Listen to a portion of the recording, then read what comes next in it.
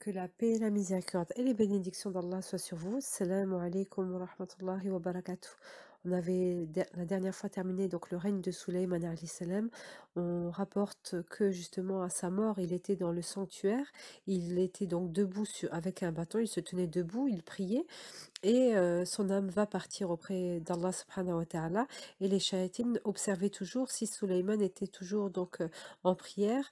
Et lorsqu'ils le voyaient debout, parce que les corps des prophètes alayhim salam ne se décomposent pas, ils restent intacts. Et donc, en voyant le corps de Suleyman toujours debout sur son bâton, les djinns continuaient à travailler. Ils avaient donc peur de Suleyman et continuaient à faire donc les tâches du palais.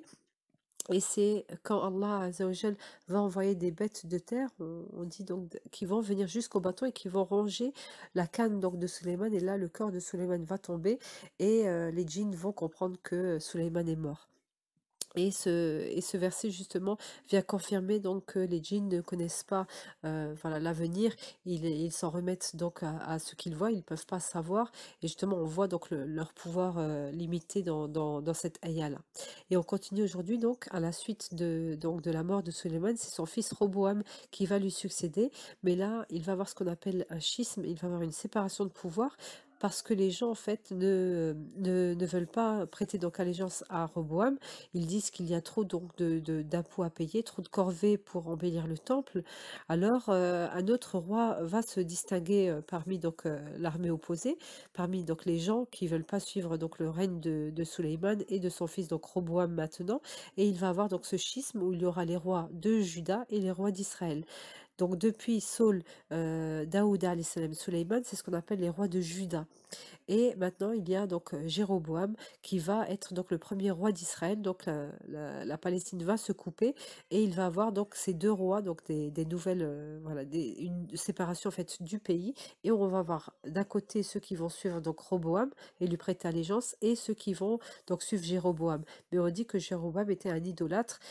Et de là, on va aller à trois générations qui suivent. Donc, par rapport au roi de Juda, on va, après Suleyman, on a Roboam, Abijam, Assa, et on va être autour de Assa et de Josaphat, Inch'Allah, pour parler des prophètes Élie et Élisée. Et de l'autre côté, par rapport au roi donc d'Israël, on a après Jéroboam, on va avoir la famille donc de la dynastie des Omrides et voilà, du grand roi Achab. C'est ce qu'on va voir par la suite, Inch'Allah.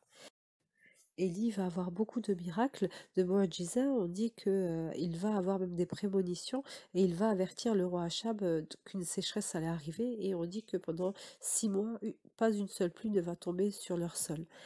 Puis après, Élie va partir faire une retraite au mont Carmel, et ayant fini cette retraite, il va donc se sortir et s'orienter donc vers une maison où on rapporte qu'il y avait une veuve avec son fils à l'intérieur, qui dit justement que lorsque Élie est passé, il a demandé un petit peu de nourriture.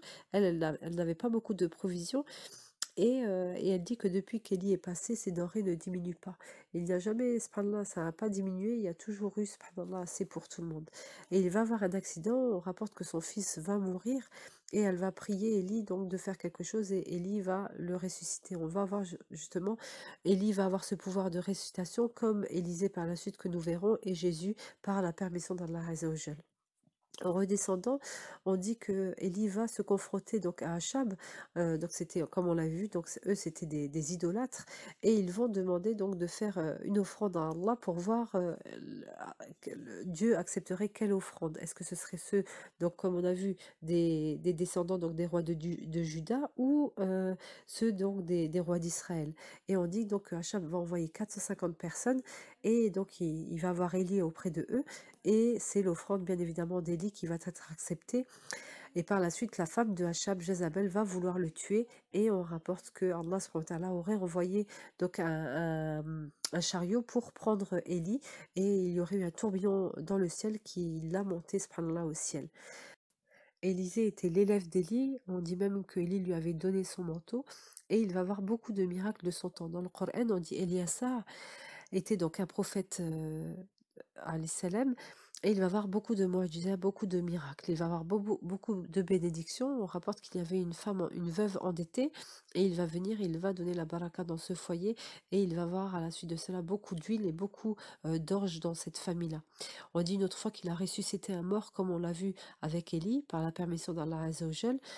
Et durant le règne d'Élisée, on rapporte qu'il va avoir l'alliance en fait entre les rois de Judée et les rois d'Israël. Donc, parce qu'en fait, le fils de Josaphat, il va se marier avec la fille ou la sœur d'Achab, donc de l'autre côté, qui se prénommait Athalie, et de là, il va avoir une alliance entre les deux rois. Ils vont demander donc dans leur règne des conseils à Élysée. On dit qu'une fois il y avait un tour en 5, ils vont demander donc d'avoir également les bénédictions avec eux, et la pluie est tombée et on rapporte que tout s'était rempli et ils ont pu donc avoir beaucoup d'eau. Une autre fois, Josaphat va demander à Élisée voilà, s'ils doivent mener une bataille, et Élisée va avoir une prémonition comme quoi il gagnerait, et c'est ce qui va se passer par la suite. Et en dernier lieu, on rapporte également une dernière histoire où Naaman, donc c'était un chef donc de l'armée du roi de Aram, et il est tombé malade. Il va donc aller chercher auprès de différents médecins, et personne ne va réussir à le guérir, et quelqu'un lui dit d'aller voir justement Élisée, et Élisée va lui recommander donc de se laver 7 fois dans le Jourdain, et c'est ce qu'il va faire, et il va guérir, et par la suite il va revenir à la véritable croyance d'Allah Azzawajal.